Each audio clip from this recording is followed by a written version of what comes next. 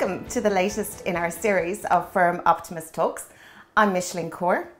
We have so many unknowns, and top of our agenda is how we adapt and innovate and inspire customer confidence in this wonderful hospitality business.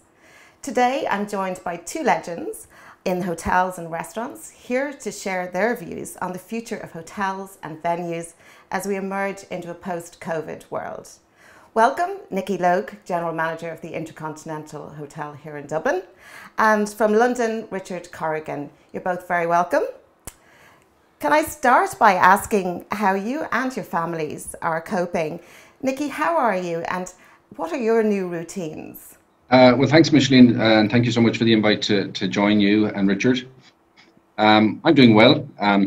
I suppose I'm still working away. I'm working 5 days a week, albeit that the hotel is closed.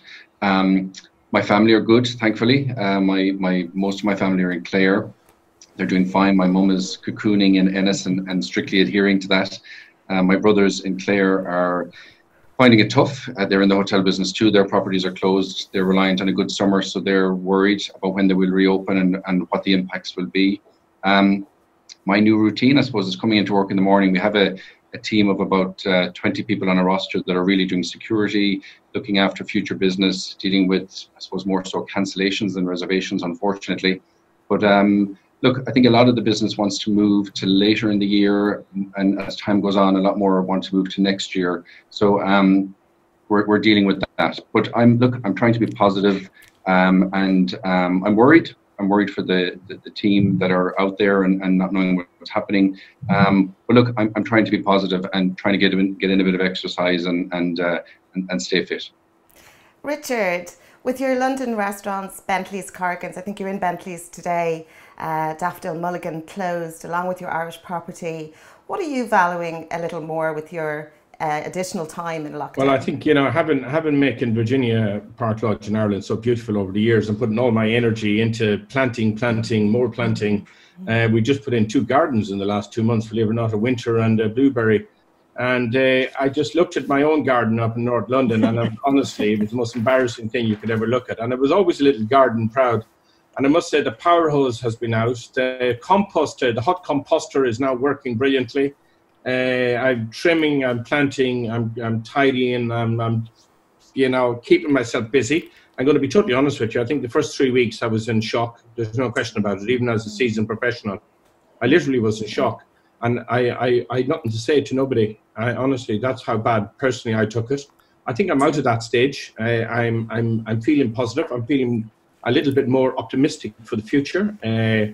I'm trying with a great group of people around me here in London and in Ireland, and they're doing an amazing job of moving things to next year and the year after, because a lot of our business, say, for example, weddings and family get-togethers, celebratory, they're very big occasions. They involve people flying from all around the world. So basically, that's all been pushed out.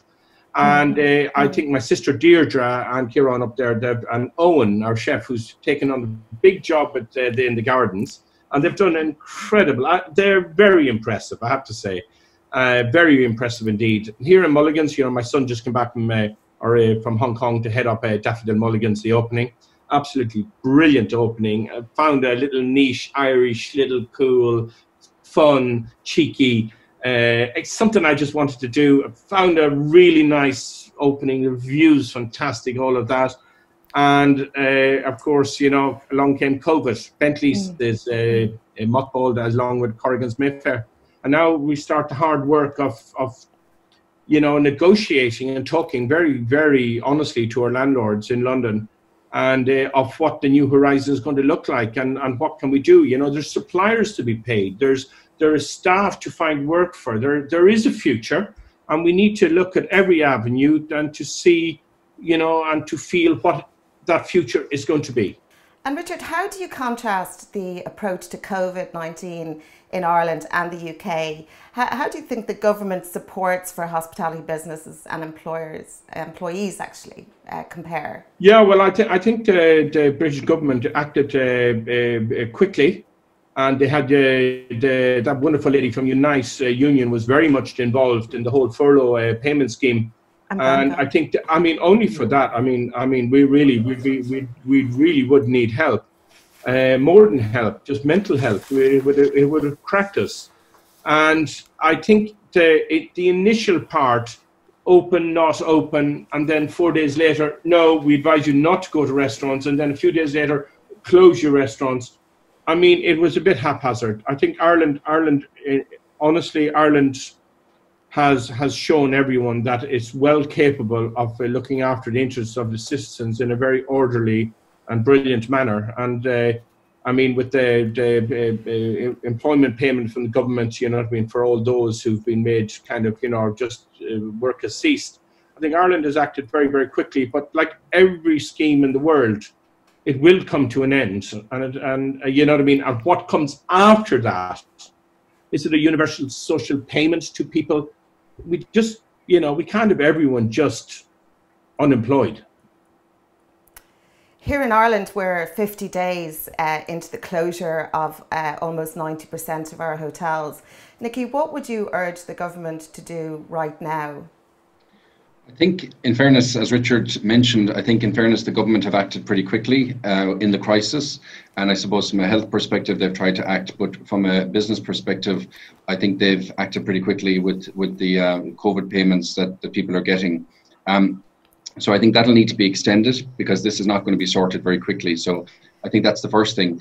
I think there's lots going on behind the scenes, obviously being pushed by the Hotel Federation, the Restaurant Association, and various other bodies in terms of what needs to happen, and various those have come out with their own suggestions to the government. I think some of the good ones I've heard would be VAT. Obviously, I think there's talk of 0% VAT. I think that needs to happen. I think commercial rates have been frozen. I think that's very positive. As I say, I think the scheme needs to be extended. So there needs to be as much support as possible to business, and not just in the short term, but in the medium to long term. I think also there needs to be, going forward, a really serious approach from government in terms of the actions that need to happen. So, you know, we need a very strong Minister for Tourism. I know obviously there's a government change going on and a new coalition. So I think tourism will need to be given priority at that. I know there's a new task force being set up, so that needs to happen very quickly. And then I think there needs to be some other initiatives that we can look at. And like I've heard another suggestion that maybe we look at, I think ultimately people are going to stay at home to holiday, which is a good thing. They won't be able to fly out, and if they come back in, they'll have to quarantine. So I think we're going to be restricted in terms of business coming in from all different countries. I don't know how that's going to be tackled, because if we get on top of the issue here, but it's not sorted in other countries, then that issue continues. So there's talk of quarantining when people come into the country or leave the country. So I think that needs to be addressed very seriously. But I do think a lot of people will holiday at home, and I think there needs to be encouragement for that. So, you know, I think there's different initiatives can be looked at, but a lot of help is going to be needed, because otherwise there's going to be an awful lot of jobs lost. I've had a comment in from another Dublin City hotelier, Patrick Joyce, at the Morrison. Again, like yourself, Nicky, closed since St. Patrick's weekend, and things like the airlift coming into Dublin and the limitation on numbers of customers. I guess like all the hoteliers, you're forecasting like crazy to try and make sense of what an opening date might look like. Nicky, how do you see that? I mean, do you have an idea on when you think city hotels or attractions might start to open? Yeah, well, the positive news, I suppose, Micheline, as of this week, I suppose when the government announced last Friday, hotels can reopen from the 20th of July.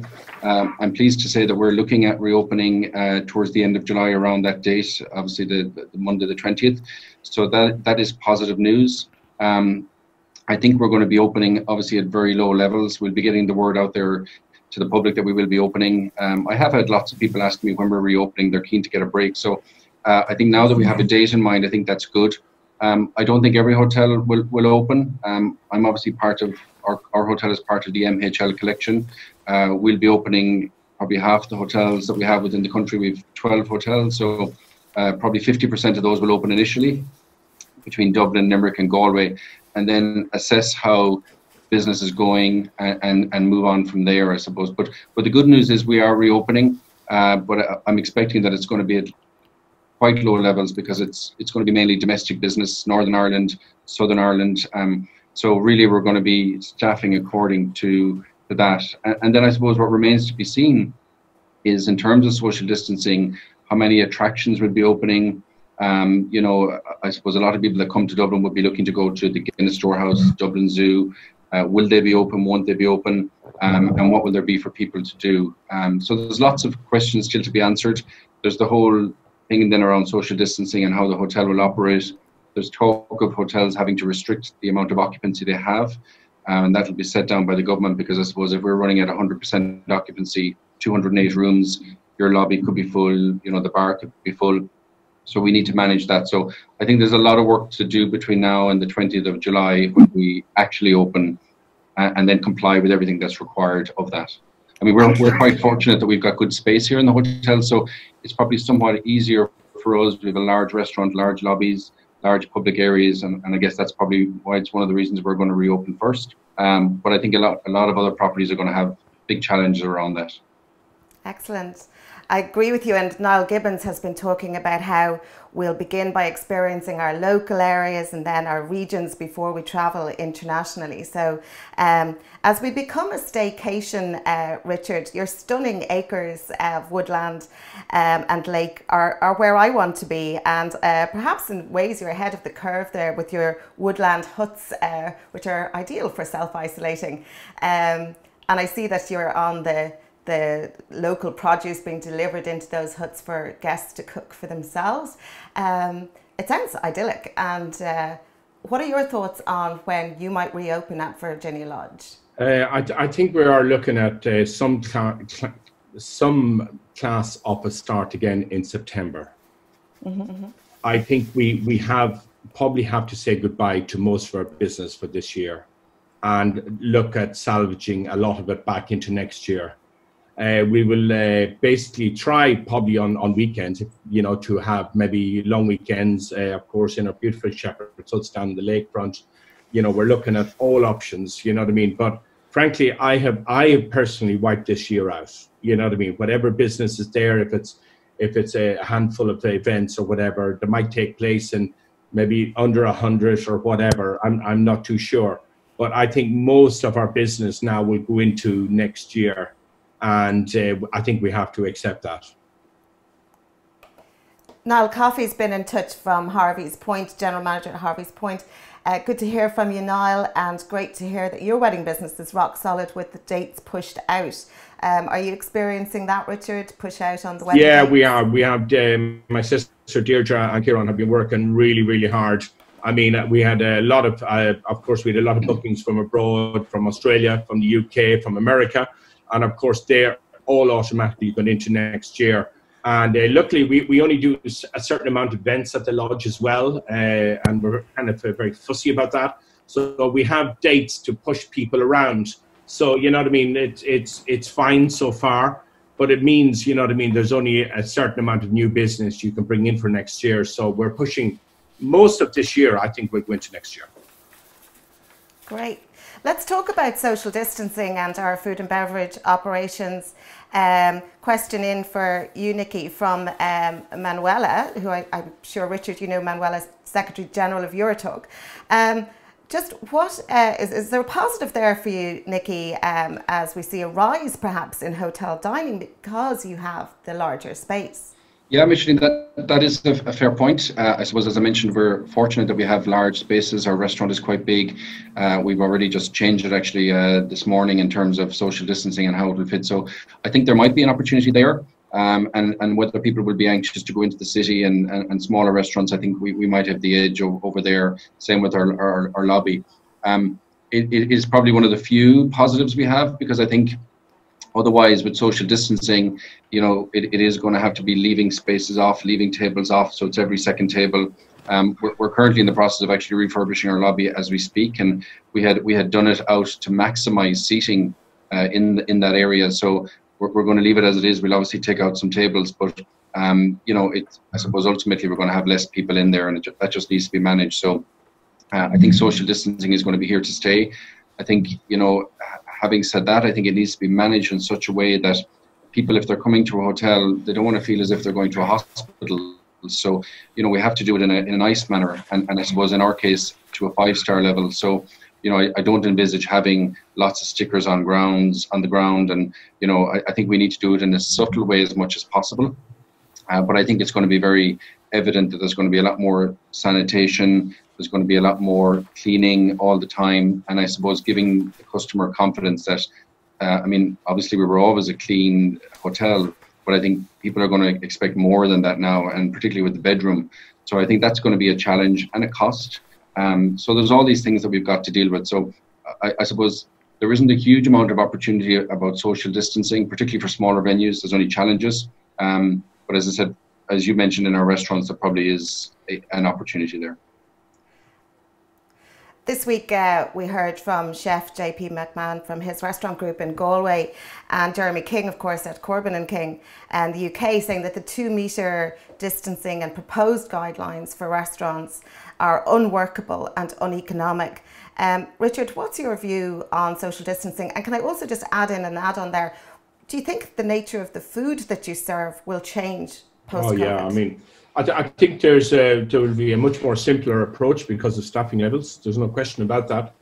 A 2-metre social distancing implementation would absolutely make our restaurants completely uneconomical. Restaurants are only start to be economic when they start getting over 75% occupancy. So the whole idea of a 2-metre social distancing rule, it is really better not to open than to fail, opening. No question about it. I think we're busy. Right now we're busy doing all the health and safety policies of the new look for the customer. I think with Nicky, I agree with him totally that I think we have to build confidence with our customer coming into our business that, we are absolutely 100% on top of our game. And, how are the staff going to look? What exactly, masks, gloves, whatever from reception? Do we take jackets? Do we take bags? Which we probably won't be. So we are looking in Bentleys. We have a beautiful terrace out in the street. I would imagine that will be somewhere possible. But we are going to change the structure of the restaurant where downstairs on the ground floor, we have a bar in Bentleys. That will disappear, and we'll probably have 2 eating areas on the ground floor and very well social distance based tables upstairs. But all of that, Micheline, let's be honest with you, it's still going to make a very loss-making business. So it's frightening just to think the opening is probably is costing me as many sleepless nights now in the near future than the closing. Yes. And I think that the indications as we move towards a touchless customer service experience, exactly as you were outlining there, Richard, it's going to be so tricky, I think, to maintain that intimacy, that dining experience without compromising health and safety. And again, we've a comment in here from Matt Ryan at the Grand Hotel in Malahide about how are we going to protect the traditional values of hotel service in our new operations where all the touch points are disappearing. And I'm going to put that to you, Nicky, with an add-on from myself, which is, with less human contact, how are we going to untrain our mindsets? Would you like to take that? Yeah, and I think it's a great question, Micheline, from you and Matt, and I think it's a difficult one to answer, to be honest, because the honest answer is I don't know, because I think a lot of this is going to be when we're actually up and running from the end of July to see how it actually operates. And I think, as I said, some guidance still needs to come from the likes of the IHF and obviously government in terms of how it will actually work, in terms of, will the staff be wearing masks? Will it be 2 meters, which I'm sure it will. So I think physically we can do all that's required, but realistically, and we need to protect our team, as Richard mentioned. So I don't know how it's going to work, to be honest. I think it's obviously going to be a shame if we lose any of our uniqueness and the personality of the staff and so on. So I think it's going to be a challenge. There's no doubt about it. It is going to be a challenge, and how we police it is going to be another issue. I mean, when guests come to the hotel, is it going to be our responsibility to make sure that they're 2 meters apart? Is it going to be their responsibility? I think there's so many unknowns at the moment, and I think we're waiting for more guidance to see, and then try to practically make it work as much as possible. I suppose we're fortunate that we come under IHG as well with Intercontinental, so they're giving a lot of guidance, I suppose, in terms of the whole cleanliness side and what they're looking at, and additional measures that will be done within the rooms in terms of sanitizing and so on, to give the customer confidence, as mentioned. But I think on the staffing side, I mean, look, so many of our team want to come back. We have so many characters that make the hotel and enhance the visitor experience. But if they're wearing a mask and having to keep a distance, you know, how do you protect that uniqueness? It's going to be a challenge for sure, and something that we'll need to work on. But unfortunately, I have no great answers at the moment, because it's so unknown to all of us, and so such uncharted territory. It's difficult to see how it's going to work. Well, we certainly are all rethinking and reimagining. And I feel that perhaps a brand such as your own, Nicky, will bring greater customer confidence to your doorstep. I also had the opportunity this week to talk to a hotelier who is open. Karen Moran from Moran's Red Cow is accommodating employees from local essential service companies. And what she's done is split the operational staff into 2 pods to limit contamination or any cross-contamination. So they're working 7-day shifts, 7 days on, 7 days off, and that seems to be working. So she's one of the few, I suppose, who's already implementing all these new procedures. Great to hear from you, Karen. Thank you for that. Moving on a little to the coronavirus that's made us rethink everything about how we are going to operate, from guest check-in to how we eat and how we clean rooms. Like many of you, I was reading the Four Seasons New York procedures and what the new normal is in that city. And what struck me, as we've just discussed, is all about the trickiness of reducing touch points and how complex room cleaning processes will be. Nicky, what procedures are you putting in place for your accommodation team at the moment, as you look at, are they going to be in full PPE? What is your plan? I think we're heading that route, Micheline. As I said, there's information coming out from Intercontinental on a daily basis. Everything is being looked at. I suppose you know, one of the things that's been mooted is electrostatic sprayers, which will be used in rooms. Obviously, our rooms are clean to a high standard, but guests are probably going to expect more than that. So this is a device that you go in and it's sprayed in the room for about 10 minutes. And that's something that's been explored. I'm sure our staff will be wearing more PPE. You know, there's even directives coming out that if a guest is walking down a corridor and a staff member is there, this is what I don't like, but that, you know, the staff member would actually turn their back to the guest, which is unheard of. But I suppose that's done to protect the staff member. So I think these are all being worked on at the moment. I think there's going to be less material in the rooms in terms of things that guests would pick up. So I think there'll be a lot less of that. You know, telephones, things like that will need extra sanitation. So I think that's all been looked at. I mean, I'm reading lots on it, and I'm hearing about hotels that are doing testing on the way in terms of temperature. We haven't looked at that yet. Some hotels might have these automatic testers. We certainly have within the hotel, and we had it before we closed, a COVID committee of team members, and we looked at procedures. We had an isolation room. You know, somebody checked in and they were showing symptoms. They were taken to one side. A manager spoke to them, and then they were either asked. You know, we asked them if they had a flu or an issue, and if they needed to, if they wanted to self-isolate. But I suppose all that was done to protect the team. So going forward, we will be having that committee meeting weekly, seeing what more we need to do. There'd be IHG will be insisting on a lot of training done online in advance from the GM across the board to make sure everything is adhered to. And yeah, it's going to be a part of our world for as long as it will be, or as long as a vaccine is found. Inez Guerra, president of the Institute of Accommodation Services in Ireland, has got in touch. Thank you, Inez. Really lovely to hear from you. The organisation has recommendations up on LinkedIn, and they're set to publish a guideline document to hotels next week. Great comment from Inez, actually, because our room attendants now are hospitality frontline workers. Richard, how many rooms do you have at the lodge, and what is your thought on how in the lodge we have 23 rooms in the main house. We have 12 shepherd's huts and the gate lodge. and we have, I think, 16 the courtyard cottages. And exactly as you said, I'll be honest with you, the implementation process of the cleaning and disinfecting, and it's going to have to be incredibly thorough. We're going to have to absolutely protect our staff, and they are our frontline workers in the hotel. So therefore, I totally agree with what Nicky's saying. Basically, phones, definitely. In these days and age, having a phone in the room, maybe we just let people use their own phones. Anything with material, like in our restaurants in London, we're talking about removing linen napkins and linen tablecloths. You know what I mean? We're going that far. And I would imagine we'll want to reduce any excess materials in those bedrooms that is in there, and keep things absolutely very simple indeed. And that would be going down from towels to hand towels removed. So, you know, we're talking in London about taking temperatures of all the customers that come into our restaurants. I mean, that's one of our processes my son is creating, because he worked in Hong Kong. So the SARS is deep in the memories of the people in Hong Kong, where it killed an awful lot of frontline workers, as in nurses and doctors and young people.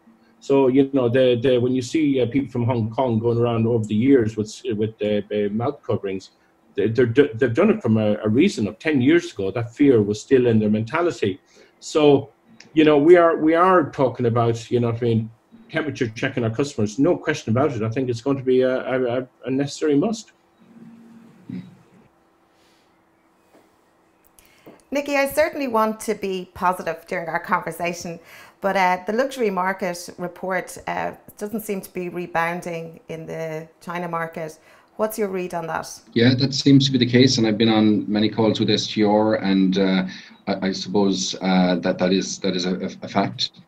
And that's why I think it is going to take some time for that market to rebound. And I suppose we would have been particularly reliant here on that business, particularly from the US. So we almost have to accept that certainly to the end of the year, and probably a good portion of 2021, that's not going to be there. And as I mentioned earlier, we're probably going to be just reliant on our domestic business, which obviously everybody's going to be going after. So we need to make sure that we get our fair share of that. On the plus side, I think there are a lot of people that haven't been affected by this. There are still a lot of wealthy people. And you know, I've been, I suppose, contacted by a lot of our regular clientele that have been coming here since the hotel opened, and they're really, really keen to have a break and anxious to know when the hotel is reopening. So look, as you know, we're going to be relying on the home market really, to be honest. And you know, we have thankfully a great product, spacious rooms, as I mentioned earlier, spacious public areas. So yeah, I think people will be back. At what level, it's hard to say. But yeah, look, we'll go after as much of that business as we can, and hope that next year people will. I mean, I think a lot of our business that was booked, as Richard mentioned, has moved. Initially, business was moving to the end of the year, but now people are being a bit safer and saying, look, let's look at April, May next year. We'd be reliant on a lot of big group business again from the UK and US, and thankfully a lot of it has postponed. But they're being very cautious now and saying, look, let's push it out to next year. And as we win back our customers, it is evident that, you know, the whole digital online side has exploded in recent weeks. During COVID, my business partner Kieran Moore said recently in the Irish Independent that restaurants can no longer see online as somehow second rate. Richard, I see that you've got a great online wedding consultation on your website. Is that a new development, and is it working for you? It's something my sister Deirdre started with Kieran, and it's honestly, Kieran riding around the estate on the bicycle with a live cam experience for future business. I mean, it really is good fun, and it just shows you. I mean, we have had the professionals in as well to make our videos lately. So, you know, it's a lot of, I mean, it makes a lot of sense that people just go online and have an online consultation. They're just coming. Just the whole idea of traveling an hour, 2 hours, 3 hours, or flying into Dublin, getting a car to come up to the lodge. So that has been very positive. And believe it or not, we are taking in bookings still in Virginia Park Lodge. And I must say, I give this moment to the whole team there. They've been absolutely doing a cracking job. So it's not like our diary is emptying, you know what I mean? Our diary is filling. So, Fantastic. you know what I mean? Whatever negativity we feel right now, Fantastic. there is a future, there is a tomorrow. And a place like Hong Kong proves it. Bars are open, restaurants are open, people are working within social distancing rules. So let's not put ourselves out of business by pure negativity. Totally agree. And I had a lovely back comment there from Niall Coffey to say that he's really enjoying the positivity of this conversation and that he agrees with you, Richard, as each day brings new challenges. Continued positivity is vital. Let's talk about the people side. How challenging do you think it's going to be to bring people back to work? We've been hearing reports of talent feeling unsure about coming back to work for health and safety perspective, international talent perhaps leaving to return to their home countries.